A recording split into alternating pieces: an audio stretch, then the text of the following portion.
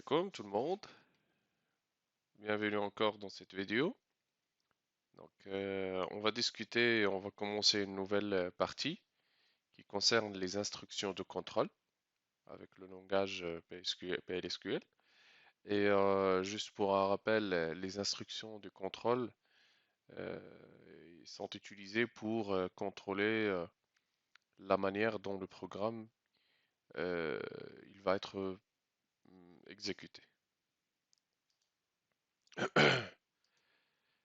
Alors, les instructions de contrôle, ils permettent de contrôler ou de changer le comportement de votre programme dépendamment des conditions.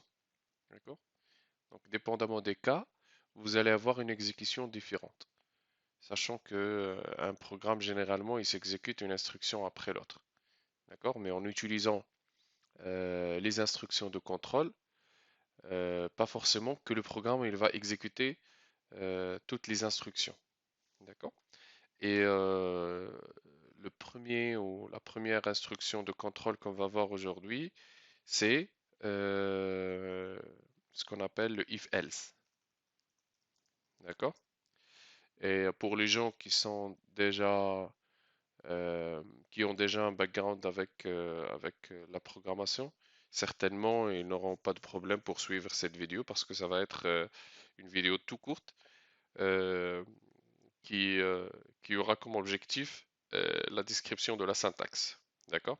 Mais comment le if ça marche, ça nécessite une connaissance de l'algorithme. Alors, le if-else, la syntaxe généralement avec le langage PLSQL, donc je peux vous le montrer ici. Donc regardez, la syntaxe c'est un if et après vous mettez une condition, pardon, et après le then et après vous mettez ce que vous voulez comme instruction. D'accord? Ça peut être un if simple qui commence ici et qui se termine avec le end if. D'accord? Donc, entre le then et le end if, c'est comme si vous faites les accolades. D'accord? Sinon, vous pouvez avoir un if euh, complexe. C'est un if avec les imbrications des conditions. Donc, vous pouvez avoir if, condition, et après, vous exécutez des, euh, des, euh, des instructions. Et après, vous mettez le else. Sinon, ça va être if, else, if. Tant de else if et else que vous avez euh, des cas que vous voulez traiter. D'accord? Donc, on va faire un petit exemple rapide. Donc, je vais donner à ma var la valeur 10. OK. Et je vais dire if. Donc, la première des choses, c'est if. Ma var, une condition. Donc, la condition, je vais dire est-ce que ma var il est supérieur à 10, then, d'accord? Et après, il y a le end if. C'est bon? Donc, entre le end if et le then, vous pouvez mettre ce que vous voulez comme instruction. Alors, je vais tout simplement mettre dbms output.putline et je mets la condition est vraie.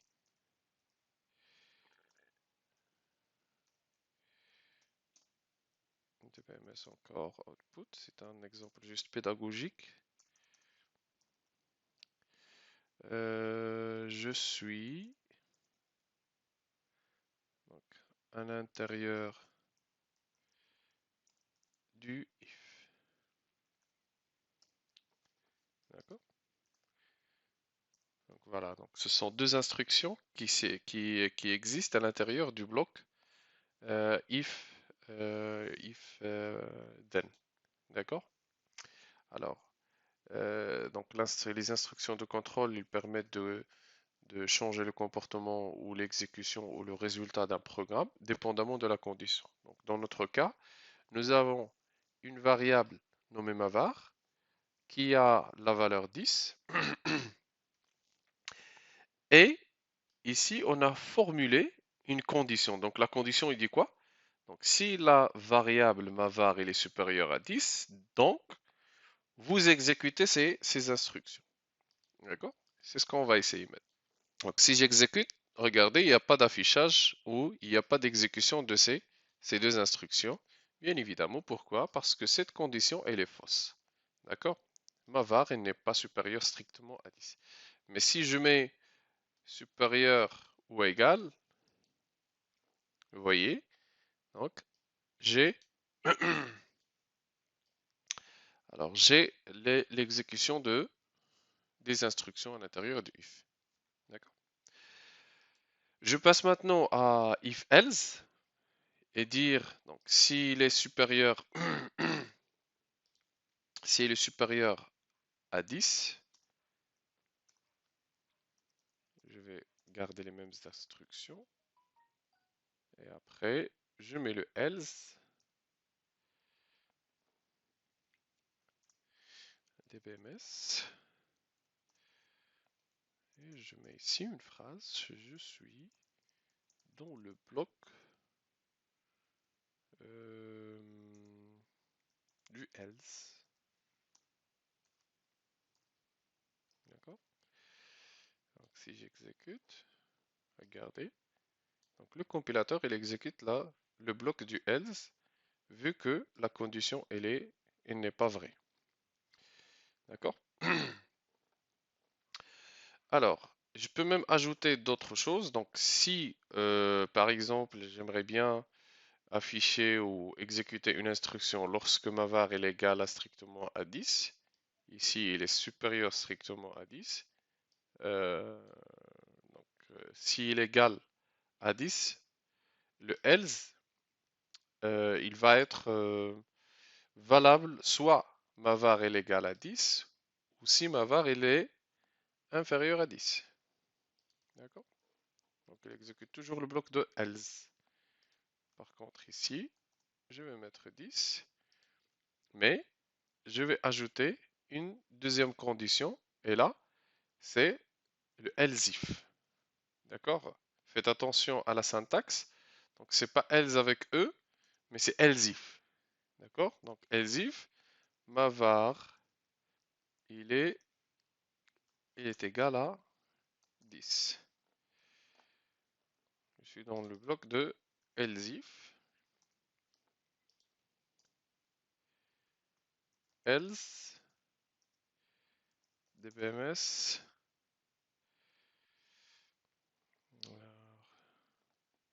dbms, je vais copier ça.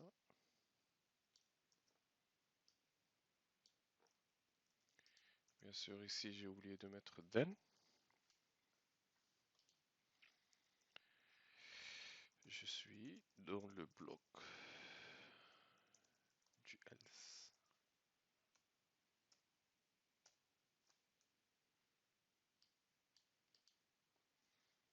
Voilà. J'exécute par exemple. Donc, je ferme cette fenêtre. J'exécute. Regardez. Donc il a exécuté le bloc du else if. D'accord? Dans le cas où ma var, elle est égale à 10. D'accord? Donc si je change maintenant la valeur à 9, donc, le programme il va exécuter ou le compilateur il va exécuter le programme de cette manière. Donc si ma var elle est supérieure à 10, donc 9 est-ce qu'elle est supérieure à 10? Non, donc il va pas exécuter ces instructions. Il passe à else if. Donc else if est-ce que ma var elle est égale à 10? Non, et du coup le cas qui reste c'est euh, ma var il n'est ni supérieur à 10 ni égal à 10 et du coup il va exécuter l'instruction au niveau du bloc else. D'accord? Donc voilà, rapidement pour cette vidéo qui vous explique la première instruction de contrôle if et on se verra dans la vidéo suivante. Merci pour votre attention.